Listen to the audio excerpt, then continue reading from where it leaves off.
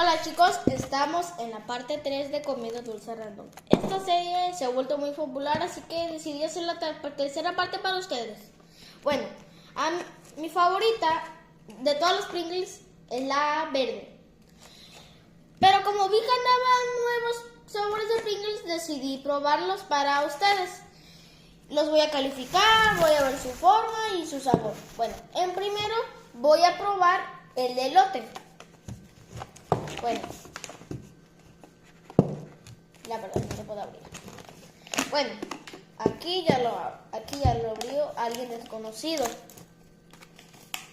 Bueno, vamos a probar.